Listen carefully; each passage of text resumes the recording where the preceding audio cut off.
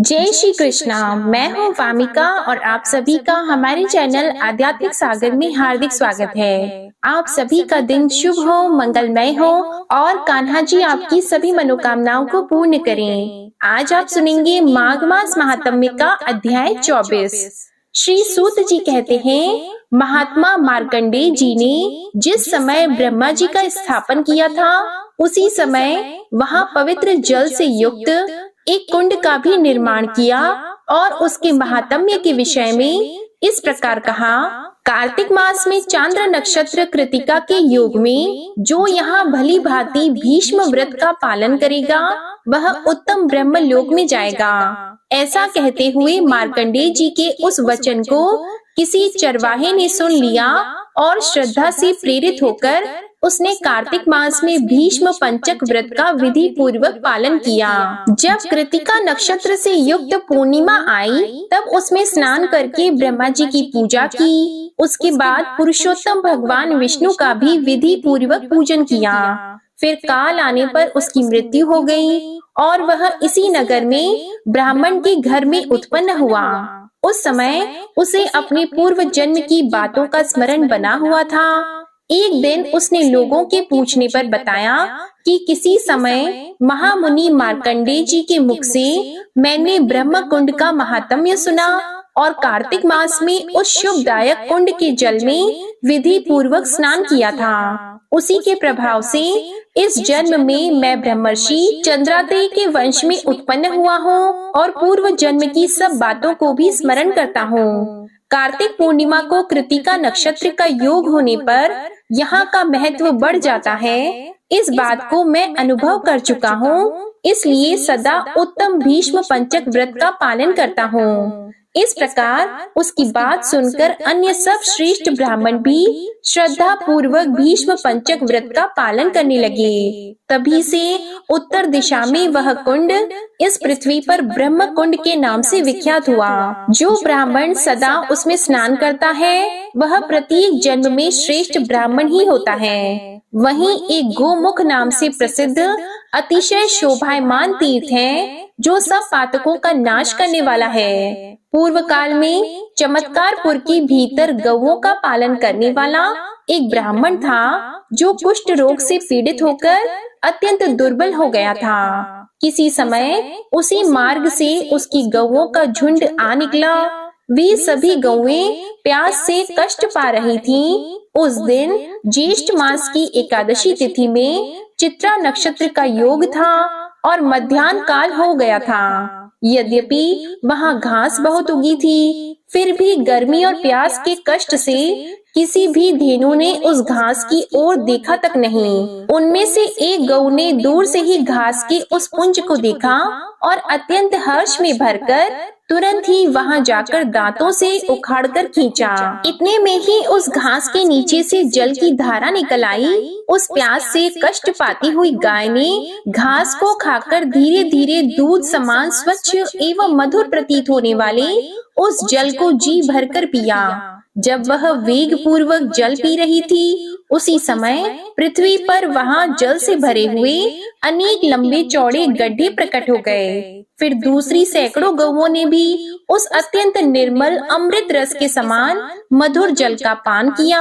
जैसे जैसे गौएं आकर जल पीती थीं, वैसे ही वैसे उनके मुख के स्पर्श से वे गड्ढे बढ़ते जाते थे। इस प्रकार जब सभी गौओं ने पानी पीकर प्यास को बुझा लिया, तब वह प्यासा गोपालक ब्राह्मण जल में घुसा।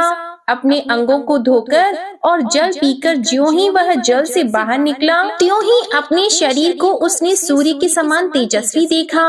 इससे उसको बड़ा आश्चर्य हुआ और उसने घर जाकर सब लोगों के सामने वहाँ का सब वृतांत कह सुनाया। तब वहाँ के सब लोग, विशेषतः रोगी मनुष्य, उस दिव्य जल के पास गए और सबने एकाग्रचित होकर वहाँ स्नान किया। स्नान करते ही सब लोग तत्काल रोगों और पापों से मुक्त हो गए। तब से वह जल गोमुख तीर्थ के नाम से विख्यात हुआ, क्योंकि वह गौओं के मुख से प्रकट हुआ था। ऋषि बोले, हे सूतनंदन, उस स्थान से जो वैसा महात्म्य पूर्ण जल प्रकट हुआ, इसका क्या कारण है? सूत जी ने कहा, महर्षियों, यहाँ पूर्व काल में महाराज अम्बरीश ने तप किया था। तपस्या का कारण यह था कि राजा को वृद्धावस्था में एक पुत्र हुआ। उसका नाम सुवर्चा था। पूर्व जन्म के कर्म के फल से बाल्य अवस्था में ही राजकुमार सुवर्चा कोढ़ी हो गए। इससे राजा को बड़ा दुख हुआ।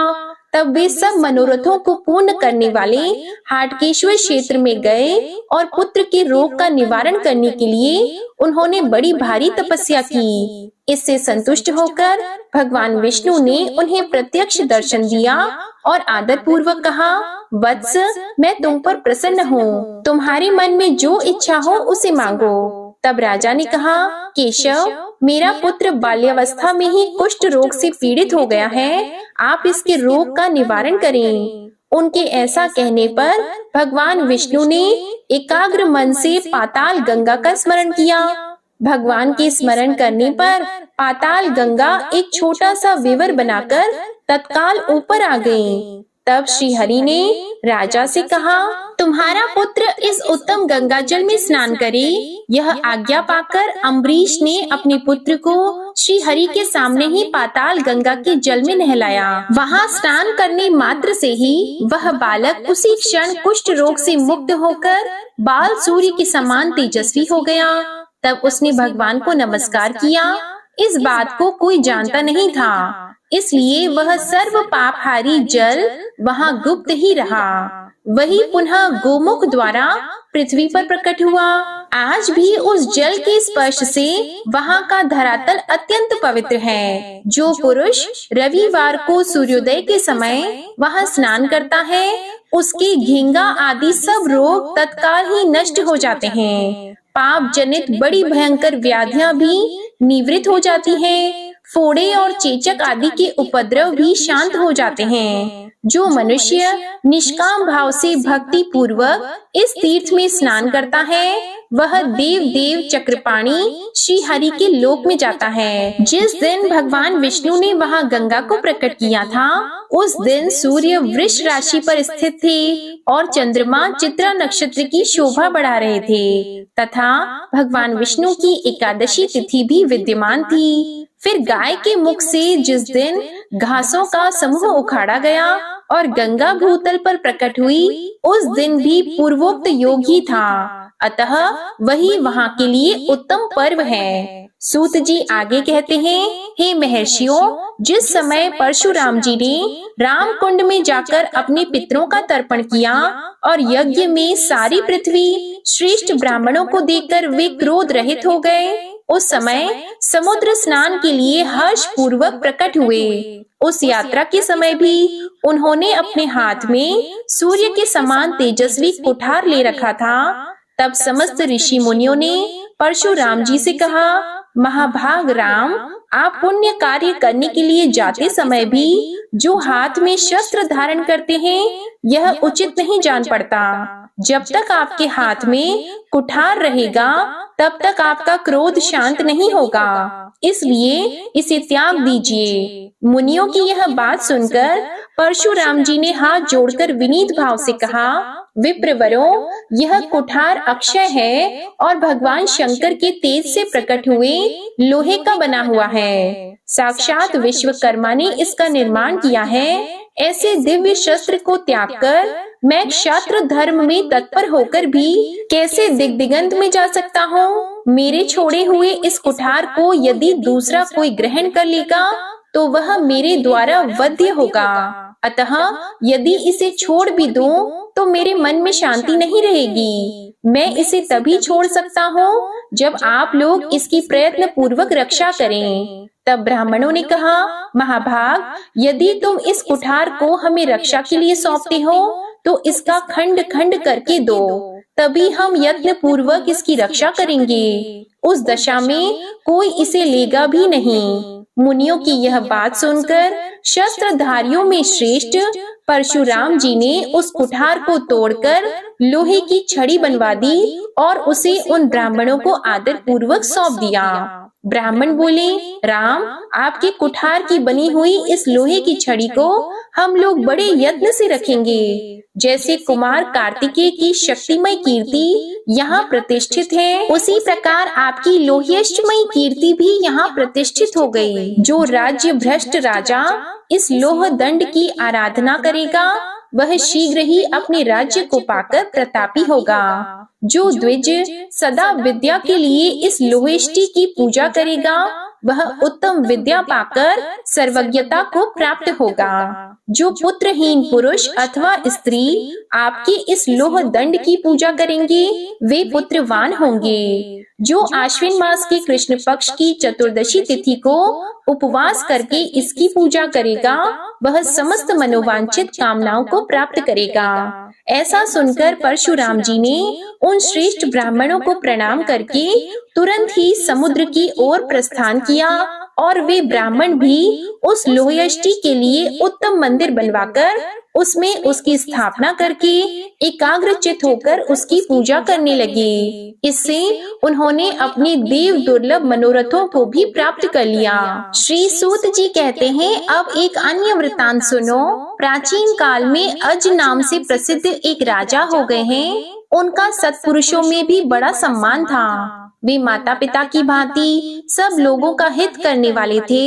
उन्होंने पिता पितामह का राज्य पाकर मन ही मन यह विचार किया कि मुझे ऐसा कर्म करना चाहिए जिससे संसार के दूसरे राजाओं ने अब तक न किया हो और जो भविष्य में होने वाले हैं वे भी जिसे न कर सकें। राजाओं के लिए सर्वोत्तम धर्म यही है कि प्रजा का भली भांति पालन करे, जिससे प्रजा वर्ग के लोग सुख पूर्वक रह सकें। राजा लोग लोभ में आकर जैसे जैसे प्रजा से अधिक कर लेने लगते हैं वैसे वैसे प्रजा के हृदय में क्षोभ उत्पन्न हो जाता है।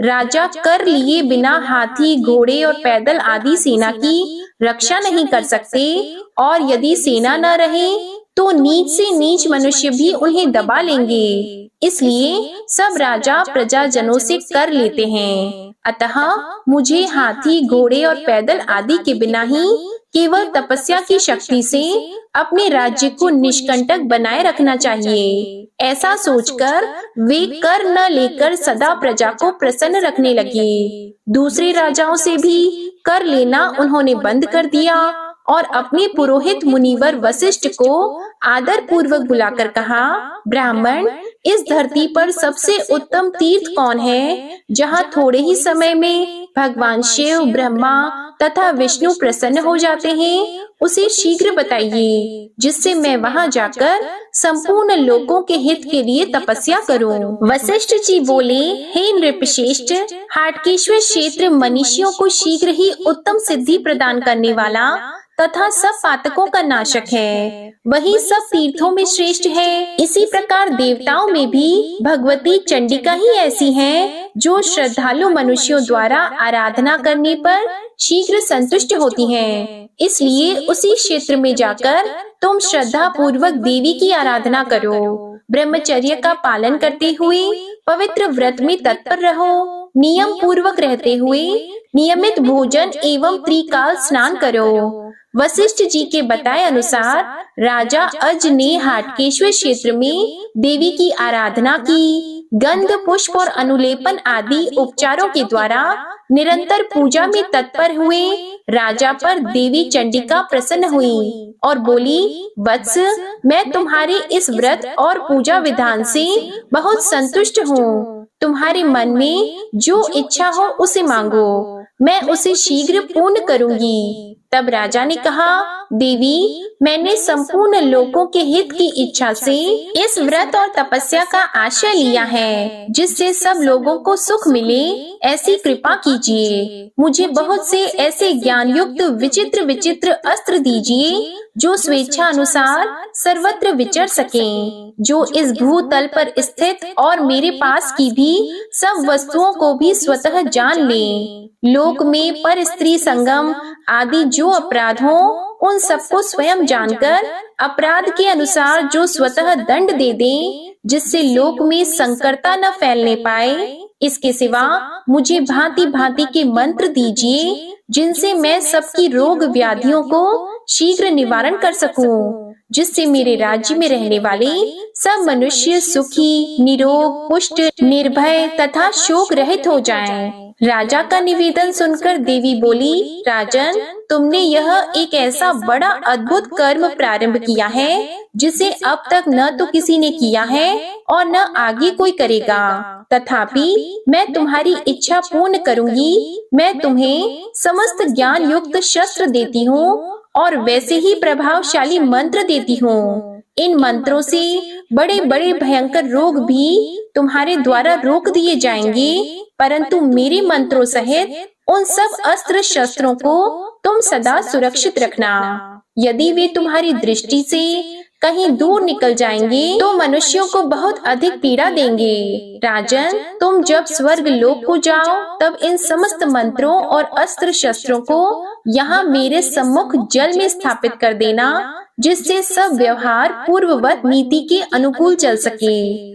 तब बहुत अच्छा कहकर राजा ने देवी की आज्ञा शिरोधार्य की। फिर तो उनके सामने वे ज्ञान वैभव से युक्त नाना प्रकार के दिव्य अस्त्र प्रकट हुए, जिनके लिए उन्होंने देवी से प्रार्थना की थी। साथ ही व्याधि नाशक मंत्र भी उनके ज्ञान में आ गए, जिनके द्वारा सब रोग स्वेच्छा अनुसार ग्रहण किए और छोड़े जाते हैं, तथा जिनके द्वारा दृष्टि में आए हुए सब मनुष्यों का सुख पूर्वक पालन होता है। इसके बाद राजा ने देवी के प्रसाद को ग्रहण करके अपनी पत्नी इंदुमती और पुत्र दशरथ को छोड़कर शेष समस्त पदार्थों और हाथी घोड़े आदि उपकरणों को ब्राह्मणों की सेवा में दान कर दिया। रोग व्याधियों को मंत्रों के द्वारा दूर करके वे डंडा लेकर अजा पालन की तरह स्वयं प्रजा पालन करने लगे। उनके राज्य में कोई छिपकर भी अपराध नहीं कर पाता था। यदि कोई प्रमादवश पृथ्वी पर पाप करता तो उसे तत्काल ही तद अनुकूल दंड मिल जाता था। राजा के वे दिव्यास्त्र किसी की दृष्टि में न आकर भी वध अथवा बंधन आदि दंड तत्काल देते थे। अन्य राजाओं के राज्य में तो मनुष्य गुप्त पाप करते थे, उन्हीं के पापों का यमराज दंड देते थे, परंतु राजा अज के राज्य में उन दिव्यास्त्रों के भय से डरा हुआ कोई भी मनुष्य पाप नहीं करता था। अतः वे सभी पाप मुक्त एवं पवित्र शरीर वाले हो गए। रोगों का नियंत्रण हो जाने के कारण सब मनुष्यों को उत्तम सुख प्राप्त होता था। इस प्रकार संसार से जब पाप का भय निवृत्त हो गया, तब यमलोक के सभी नरक सूने हो गए। कोई भी पुरुष नरक में नहीं जाता था। सत्य युग में लोगों का जैसा व्यवहार था, वैसा ही त्रेता में भी हुआ। एक समय भगवान शंकर व्याघ्र का शरीर धारण करके बार बार गर्जना करते हुए जहाँ राजा अज थे वहीं उपस्थित हो गए। विकराल शरीर धारण करने वाले उस व्याघ्र को देखकर राजा ने भगवती के दिए हुए सूर्य के समान तेजस्वी अस्त्र का प्रहार किया। क्रमशः देवी से प्राप्त हुए अन्य अस्त्रों का भी प्रयोग किया, परंतु उन सभी अस्त्रों को भगवान शंकर ने धीरे धीरे अपने मुख में ग्रहण कर लिया। तब अस्त्रों के अभाव से राजा ने व्याघ्र रूपधारी भगवान शिव से द्वंद्व युद्ध किया। उनके शरीर का स्पर्श होते ही भगवान शिव ने व्याघ्र शरीर त्याग दिया और भस्मांग राग विभूषित चंद्रमा का मुकुट के समान धारण किए हुए दिव्य रूप धारण कर लिया। उनके गले में मुंडमाला शोभा पा रही थी। उन्होंने खड़वांग तथा सर्पमय आभूषण धारण कर रखे थे। भगवान शिव को इस रूप में प्रत्यक्ष देखकर रानी सहित राजा अज ने उनके चरणों में प्रणाम किया। इसके बाद उनकी स्तुति करके वे विनीत भाव से हाथ जोड़कर खड़े हो गए और आनंद अश्रु बहाते हुए हर्ष गदगद वाणी में बोले, प्रभु, मैंने अज्ञानवश जो आपका तिरस्कार किया और आपके ऊपर अस्त्र चलाया, वह सब अपराध क्षमा करें। भगवान शिव बोले, बेटा, तुम्हारा अलौकिक कर्म देखकर मैं बहुत संतुष्ट हूँ। अतएव उस तिरस्कार को मैंने अपनी स्वाभाविक क्षमा से ही क्षमा कर दिया है। राजन, तुमने जैसा राज्य किया जिस प्रकार प्रजा की रक्षा की, वैसी राज्य व्यवस्था अब तक न तो किसी ने की थी और न कोई आगे करेगा। अतः तुम अभी अपनी इस रानी के साथ इसी शरीर से पाताल लोक में चलो। तब राजा ने कहा, भगवान, मैं अयोध्या नामक महापुरी में अपने पुत्र दशरथ को राज सिंहासन पर बिठाकर उसे मंत्रियों के अधीन सौंपकर आपकी आज्ञा का पालन करूंगा। जिन्होंने संतुष्ट होकर मुझे अस्त्र शस्त्र तथा यंत्र समुदाय दिए थे, उन महादेवी ने यह आज्ञा की थी कि जब तुम दुस्त्यज मृत्यु लोक का त्याग करने लगो, तब मेरे कुंड में इन सबको डाल देना। अतः आप उन सब अस्त्र शस्त्रों को मुझे पुनः लौटा दें, जिससे मैं देवी के ऋण से ऊर्ण हो जाऊं। उनके ऐसा कहने पर भगवान त्रिपुरारी ने राजा को वे दिव्य अस्त्र शस्त्र लौटा दिए और आज्ञा देते हुए कहा, राजन, तुम्हारा पुत्र स्वयं ही राजा हो जाएगा। वह वीरता, उदारता और शम आदि गुणों से संपन्न होकर तुम्हारे वंश को धारण करने में समर्थ होगा। तुम आज ही मेरे साथ इस देवी कुंड के पवित्र जल में प्रवेश करके मेरे धाम को चलो। आज माघ शुक्ल चतुर्दशी का दिन है। दूसरा कोई भी पुरुष जो इस तिथि को देवी की भक्ति पूर्वक पूजा करके इस जल में गोता लगाकर प्राण त्याग करेगा, वह पाताल लोक में, जहाँ हाटकेश्वर नाम से प्रसिद्ध मेरा दिव्य विग्रह है, वहाँ पहुँच जाएगा। हे नृपश्रेष्ठ, जो इस तीर्थ में केवल स्नान मात्र करेगा, उसके 108 रोगों में से एक भी नहीं होगा। ऐसा कहकर भगवान शिव ने रानी तथा उन अस्त्र शस्त्रों के सहित राजा को साथ लेकर उस देवी कुंड के जल में प्रवेश किया और वहां से उन्हें अपने धाम में पहुंचा दिया।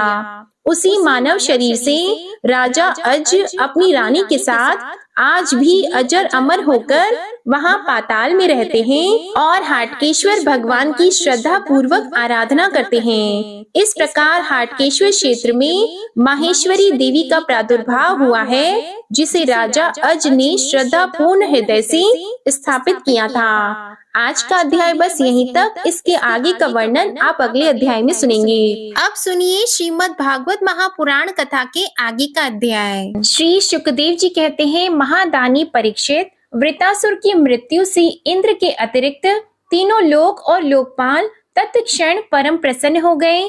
उनका भय, उनकी चिंता जाती रही। युद्ध समाप्त होने पर देवता, ऋषि, पितर, भूत, दैत्य और देवताओं के अनुचर गंधर्व आदि इंद्र से बिना पूछे ही अपने अपने लोक को लौट गए। इसके बाद ब्रह्मा, शंकर और इंद्र आदि भी चले गए। राजा परीक्षित ने पूछा, भगवान, मैं देवराज इंद्र की अप्रसन्नता का कारण सुनना चाहता हूँ। जब वृतासुर के वध से सभी देवता सुखी हुए, तब इंद्र को दुख होने का क्या कारण था? श्री शुकदेव जी ने कहा, परीक्षित, जब वृतासुर के पराक्रम से सभी देवता और ऋषि महर्षि अत्यंत भयभीत हो गए, तब उन लोगों ने उसके वध के लिए इंद्र से प्रार्थना की, परंतु वे ब्रह्म हत्या के भय से उसे मारना नहीं चाहते थे। देवराज इंद्र ने उन लोगों से कहा, देवताओं और ऋषियों, मुझे विश्व रूप के वध से जो ब्रह्म हत्या लगी थी, उसे तो स्त्री, पृथ्वी, जल और वृक्षों ने कृपा करके बांट लिया। अब यदि मैं वृत्र का वध करूं, तो उसकी हत्या से मेरा छुटकारा कैसे होगा?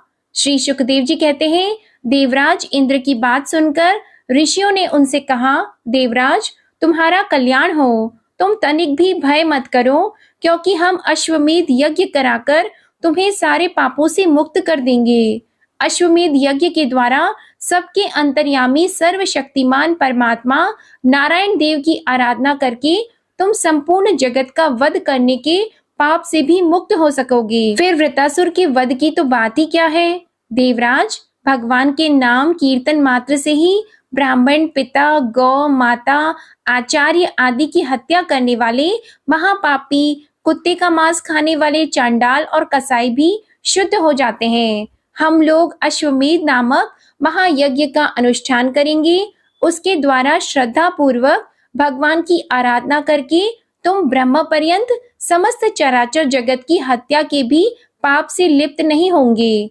फिर इस दुष्ट को दंड देने के पाप से छूटने की तो बात ही क्या है। श्री सुखदेव जी कहते हैं, हे परीक्षित, इस प्रकार ब्राह्मणों से प्रेरणा प्राप्त करके देवराज इंद्र ने वृत्तासुर का वध किया था। अब उसके मारे जाने पर ब्रह्म हत्या इंद्र के पास आई। उसके कारण इंद्र को बड़ा क्लेश, बड़ी जलन सहनी पड़ी। उन्हें एक क्षण के लिए भी चैन नहीं पड़ता था।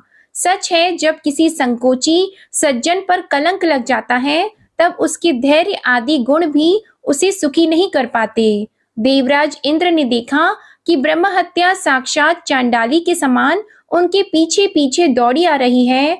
बुढ़ापे के कारण उसके सारे अंग कांप रहे हैं और क्षय रोग उसे सता रहा है।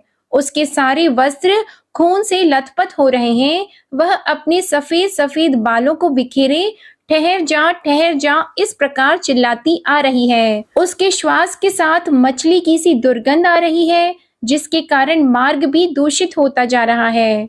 राजन, देवराज इंद्र उसके भय से दिशाओं और आकाश में भागते फिरे। अंत में कहीं भी शरण न मिलने के कारण उन्होंने पूर्व और उत्तर के कोने में स्थित मानसरोवर में शीघ्रता से प्रवेश किया। देवराज इंद्र मानसरोवर के कमलनाल के तंतुओं में 1000 वर्षों तक छिपकर निवास करते रहे और सोचते रहे कि ब्रह्म हत्या से मेरा छुटकारा कैसे होगा। इतने दिनों तक उन्हें भोजन के लिए किसी प्रकार की सामग्री नहीं मिल सकी, क्योंकि वे अग्नि देवता के मुख से भोजन करते हैं और अग्नि देवता जल के भीतर कमल तंतुओं में जा नहीं सकते थे। जब तक देवराज इंद्र कमल तंतुओं में रहे, तब तक अपनी विद्या, तपस्या और योग बल के प्रभाव से राजा नहुष स्वर्ग का शासन करते रहे। परंतु जब उन्होंने संपत्ति और ऐश्वर्य के मद से अंधे होकर इंद्र पत्नी शची के साथ अनाचार करना चाहा, तब शची ने उनसे ऋषियों का अपराध करवाकर उन्हें शाप दिला दिया, जिससे वे सांप हो गए। फिर जब सत्य के परम पोषक भगवान का ध्यान करने से इंद्र के पाप नष्ट प्राय हो गए, तब ब्राह्मणों के बुलवाने पर वे पुनः स्वर्ग लोक में गए। कमलवन विहारिणी विष्णु पत्नी लक्ष्मी जी इंद्र की रक्षा कर रही थी और पूर्वोत्तर दिशा के अधिपति रुद्र ने पाप को पहले ही निस्तेज कर दिया था, जिससे वह इंद्र पर आक्रमण नहीं कर सका। परीक्षित, इंद्र के स्वर्ग में आ जाने पर ब्रह्मर्षियों ने वहां आकर भगवान की आराधना के लिए इंद्र को अश्वमेध यज्ञ की दीक्षा दी, उनसे अश्वमेध यज्ञ कराया।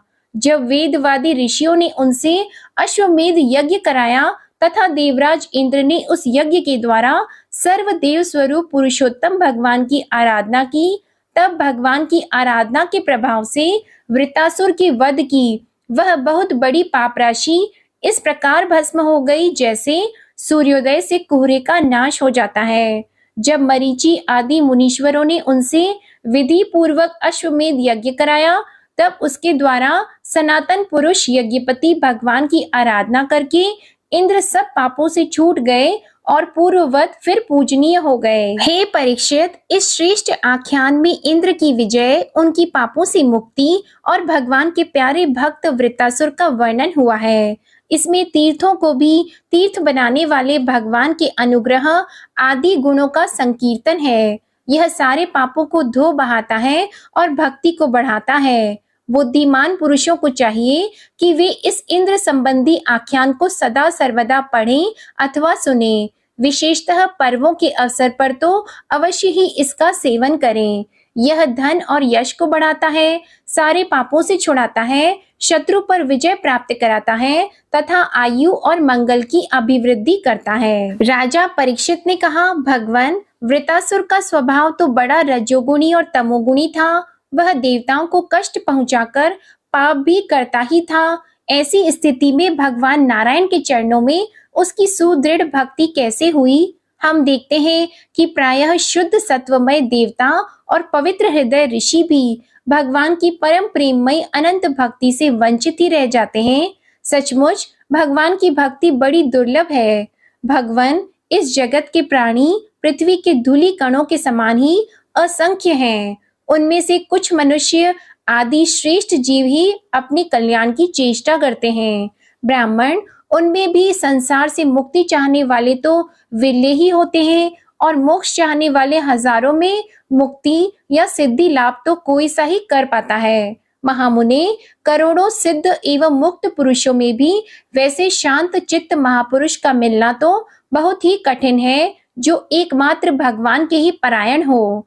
ऐसी अवस्था में वह वृत्तासुर, जो सब लोगों को सताता था और बड़ा पापी था, उस भयंकर युद्ध के अवसर पर भगवान श्री कृष्ण में अपनी वृत्तियों को इस प्रकार दृढ़ता से लगा सका, इसका क्या कारण है? प्रभु, इस विषय में हमें बहुत अधिक संदेह है और सुनने का बड़ा कौतूहल भी है।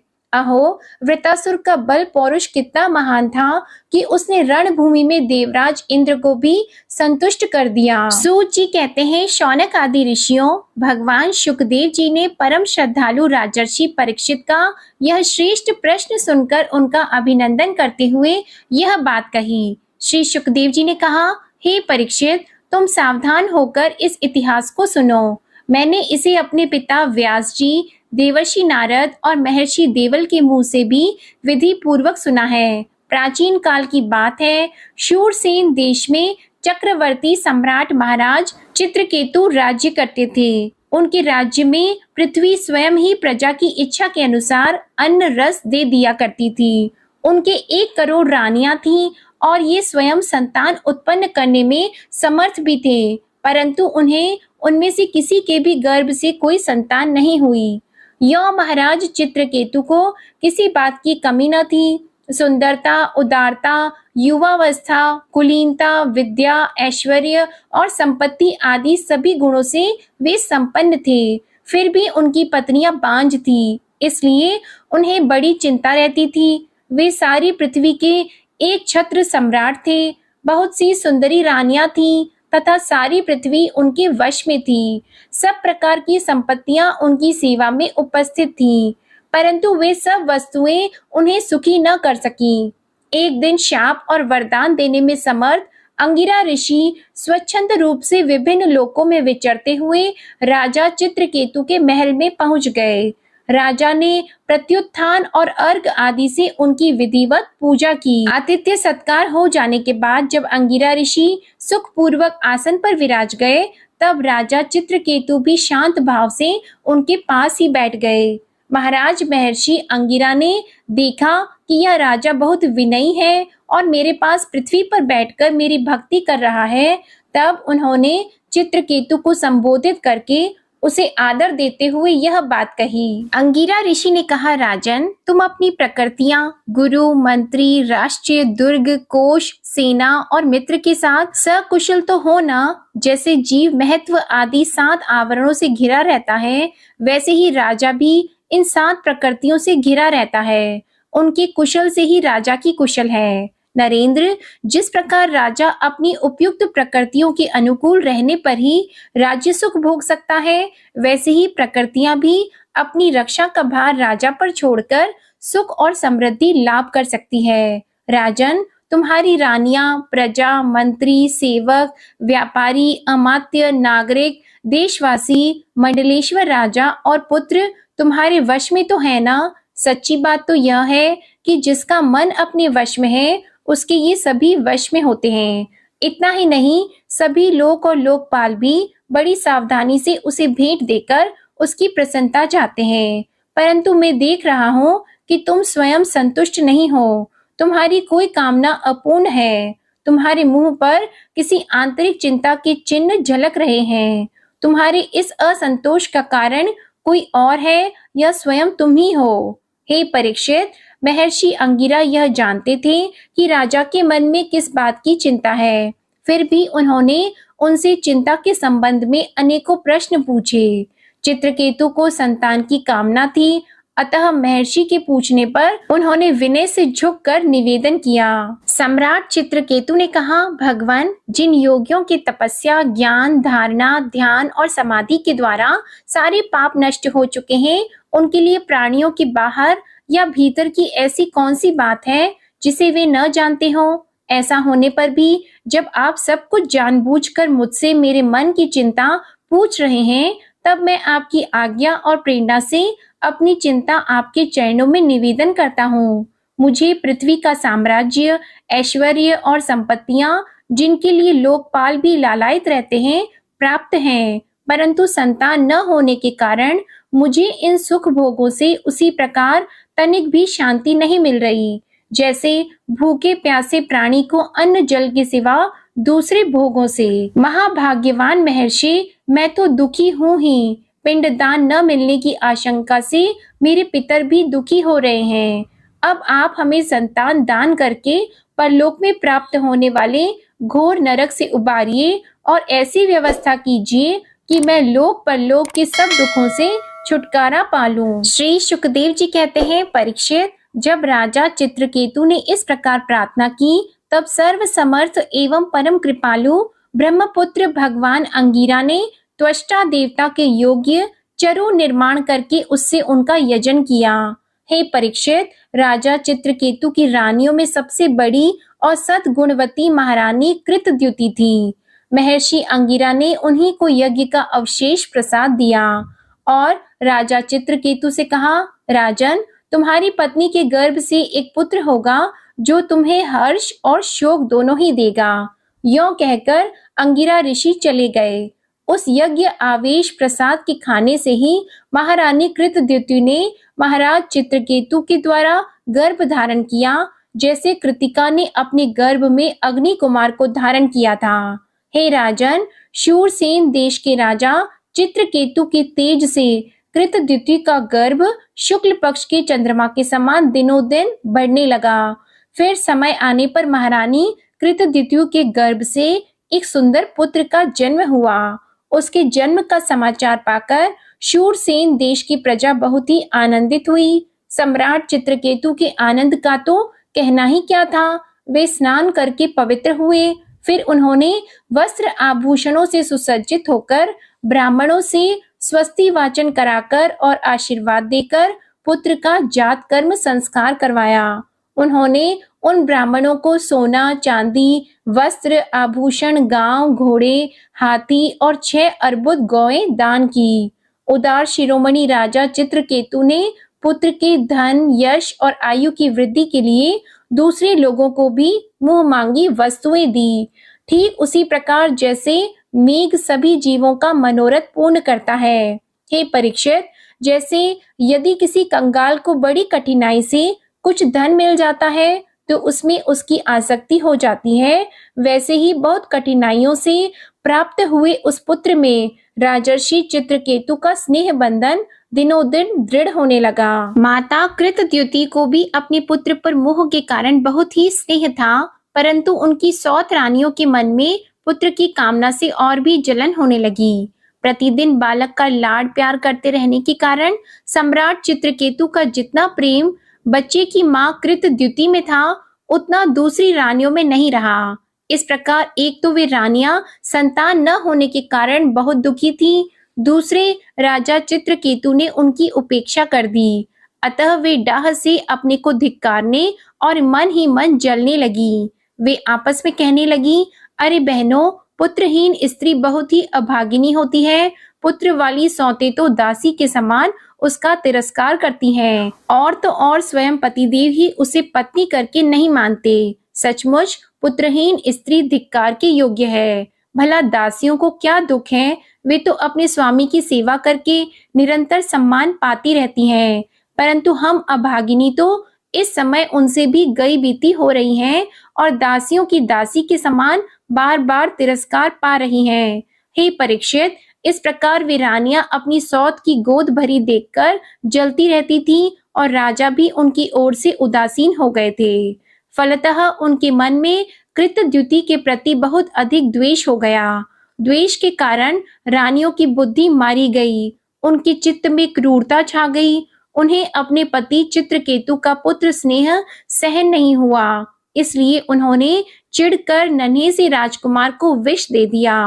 महारानी कृतद्युति को सौतों की इस घोर पापमयी करतूत का कुछ भी पता नहीं था। उन्होंने दूर से देखकर समझ लिया कि बच्चा सो रहा है, इसलिए वे महल में इधर उधर डोलती रहीं। बुद्धिमती रानी ने यह देखकर कि बच्चा बहुत देर से सो रहा है, धाय से कहा, कल्याणी, मेरे लाल को ले आओ।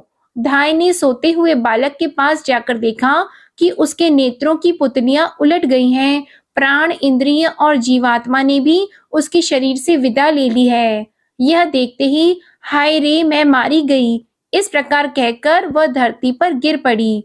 धाय अपने दोनों हाथों से छाती पीट पीट कर बड़े आर्तव स्वर में जोर जोर से रोने लगी। उसका रोना सुनकर महारानी कृतद्युति जल्दी जल्दी अपने पुत्र के शयन गृह में पहुंची और उन्होंने देखा कि मेरा छोटा सा बच्चा अकस्मात मर गया है। तब वे अत्यंत शोक के कारण मूर्छित होकर पृथ्वी पर गिर पड़ी। उनके सिर के बाल बिखर गए और शरीर पर के वस्त्र अस्त व्यस्त हो गए।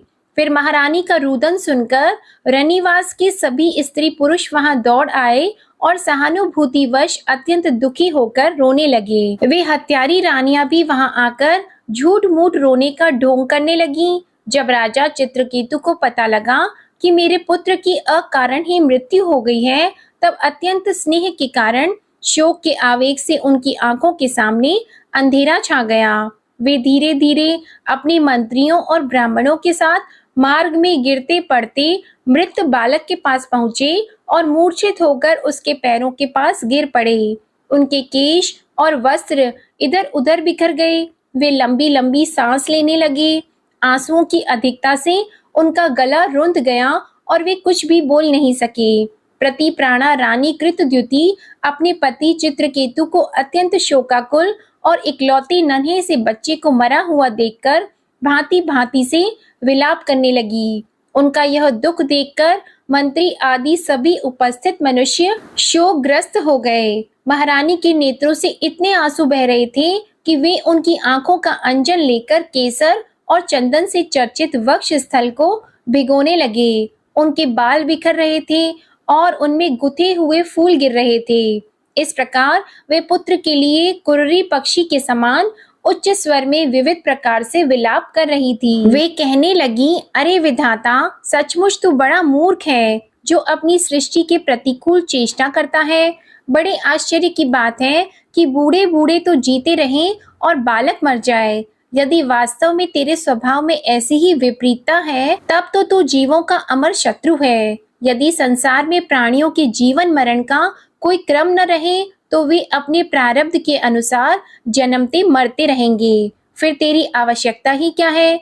तूने संबंधियों में स्नेह बंधन तो इसलिए डाल रखा है कि वे तेरी सृष्टि को बढ़ाएं, परंतु तू इस प्रकार बच्चों को मारकर अपने किए कराए पर अपने हाथों पानी फेर रहा है। फिर वे अपने मृत पुत्र की ओर देखकर कहने लगी, बेटा, मैं तुम्हारे बिना अनाथ और दीन हो रही हूँ। मुझे छोड़कर इस प्रकार चले जाना तुम्हारे लिए उचित नहीं है। तनिक आंख खोलकर देखो तो सही, तुम्हारे पिताजी तुम्हारे वियोग में कितने शोक संतप्त हो रहे हैं। बेटा, जिस घोर नरक को निसंतान पुरुष बड़ी कठिनाई से पार कर पाते हैं, उसे हम तुम्हारे सहारे अनायास ही पार कर लेंगे। अरे बेटा, तुम इस यमराज के साथ दूर मत जाओ, यह तो बड़ा ही निर्दयी है। मेरे प्यारे लल्ला, ओ राजकुमार, उठो। बेटा, देखो तुम्हारे साथी बालक तुम्हें खेलने के लिए बुला रहे हैं। तुम्हें सोते सोते बहुत देर हो गई, अब भूख लगी होगी। उठो, कुछ खा लो, और कुछ नहीं तो मेरा दूध ही पी लो और अपने स्वजन संबंधी हम लोगों का शोक दूर करो। हे प्यारे लाल, आज मैं तुम्हारे मुख अरविंद पर वह भोली भोली मुस्कुराहट और आनंद भरी चितवन नहीं देख रही हूँ। मैं बड़ी अभागिनी हूँ। हाय हाय, अब भी मुझे तुम्हारी सुमधुर तोतली बोली नहीं सुनाई दे रही। क्या सचमुच निठुर यमराज तुम्हें उस परलोक में ले गया जहाँ से फिर कोई लौटकर नहीं आता? श्री सुखदेव जी कहते हैं, हे परीक्षित, जब सम्राट चित्रकेतु ने देखा कि मेरी रानी अपने मृत पुत्र के लिए इस प्रकार भांति भांति से विलाप कर रही है, तब वे शोक से अत्यंत संतप्त होकर फूट फूट कर रोने लगे। राजा रानी के इस प्रकार विलाप करने पर उनके अनुगामी स्त्री पुरुष भी दुखी होकर रोने लगे। इस प्रकार सारा नगर ही शोक से अचेत सा हो गया। राजन, महर्षि अंगिरा और देवर्षि नारद ने देखा कि राजा चित्रकेतु पुत्र शोक के कारण चेतनाहीन हो रहे हैं, यहाँ तक कि उन्हें समझाने वाला भी कोई नहीं है। तब वे दोनों वहां आए। श्री सुखदेव जी कहते हैं, हे परीक्षित, राजा चित्रकेतु शोकग्रस्त होकर मुर्दे के समान अपने मृत पुत्र के पास ही पड़े हुए थे। अब महर्षि अंगिरा और देवर्षि नारद उन्हें सुंदर सुंदर उक्तियों से समझाने लगे। उन्होंने कहा, राजेंद्र, जिसके लिए तुम इतना शोक कर रहे हो, वह बालक इस जन्म और पहले के जन्मों में तुम्हारा कौन था, उसके तुम कौन थे, और अगले जन्मों में भी उसके साथ तुम्हारा क्या संबंध रहेगा। जैसे जल के वेग से बालू के कण एक दूसरे से जुड़ते और बिछुड़ते रहते हैं, वैसे ही समय के प्रवाह में प्राणियों का भी मिलन और बिछोह होता रहता है। राजन, जैसे कुछ बीजों से दूसरे बीज उत्पन्न होते और नष्ट हो जाते हैं, वैसे ही भगवान की माया से प्रेरित होकर प्राणियों से अन्य प्राणी उत्पन्न होते और नष्ट हो जाते हैं। राजन, हम, तुम और हम लोगों के साथ इस जगत में जितने भी चराचर प्राणी वर्तमान हैं, वे सब अपने जन्म के पहले नहीं थे और मृत्यु के पश्चात नहीं रहेंगे। इससे सिद्ध है कि इस समय भी उनका अस्तित्व नहीं है, क्योंकि सत्य वस्तु तो सब समय एक सी रहती है। भगवान ही समस्त प्राणियों के अधिपति हैं। उनमें जन्म मृत्यु आदि विकार बिल्कुल नहीं है। उन्हें न किसी की इच्छा है और न अपेक्षा। वे अपने आप परतंत्र प्राणियों की सृष्टि कर लेते हैं और उनके द्वारा अन्य प्राणियों की रचना, पालन और संहार करते हैं। ठीक वैसे ही जैसे बच्चे घर घरौंदे, खेल खिलौने बना बनाकर बिगाड़ते रहते हैं। हे परीक्षित, जैसे एक बीज से दूसरा बीज उत्पन्न होता है, वैसे ही पिता की देह द्वारा माता की देह से पुत्र की देह उत्पन्न होती है। पिता, माता और पुत्र जीव के रूप में देही है और बाह्य दृष्टि से केवल शरीर। उनमें देही जीव घट आदि कार्यों में पृथ्वी के समान नित्य हैं। राजन, जैसे एक ही मृतिका रूप वस्तु में घटत्व आदि जाति और घट आदि व्यक्तियों का विभाग केवल कल्पना मात्र है, उसी प्रकार यह देही और देह का विभाग भी अनादि एवं अविद्या कल्पित है। श्री सुखदेव जी कहते हैं, राजन, जब महर्षि अंगिरा और देवर्षि नारद ने इस प्रकार राजा चित्रकेतु को समझाया बुझाया, तब उन्होंने कुछ धीरज धारण करके शोक से मुरझाए हुए मुख को हाथ से पोंछा और उनसे कहा। राजा चित्रकेतु बोले, आप दोनों परम ज्ञानवान और महान से भी महान जान पड़ते हैं तथा अपने को अवधूत वेश में छिपाकर यहाँ आए हैं। कृपा करके बताइए, आप लोग कौन हैं? मैं जानता हूँ कि बहुत से भगवान के प्यारे ब्रह्मवेता मेरे जैसे विषयासक्त प्राणियों को उपदेश करने के लिए उन्मत्त का सा वेश बनाकर पृथ्वी पर स्वच्छंद विचरण करते हैं। सनत कुमार, नारद, ऋभु, अंगिरा, वशिष्ठ, भगवान परशुराम, आरुणि, च्यवन, पतंजलि, श्रुतदेव और ऋतध्वज, ये सब तथा दूसरे सिद्धेश्वर ऋषि मुनि ज्ञान दान करने के लिए पृथ्वी पर विचरते रहते हैं। स्वामियों, मैं विषय भोगों में फंसा हुआ मूढ़ बुद्धि ग्राम्य पशु हूँ और अज्ञान के घोर अंधकार में डूब रहा हूँ। आप लोग मुझे ज्ञान की ज्योति से प्रकाश के केंद्र में लाइए। महर्षि अंगिरा ने कहा, राजन, जिस समय तुम पुत्र के लिए बहुत लालायित थे, तब मैंने ही तुम्हें पुत्र दिया था। मैं अंगिरा हूँ।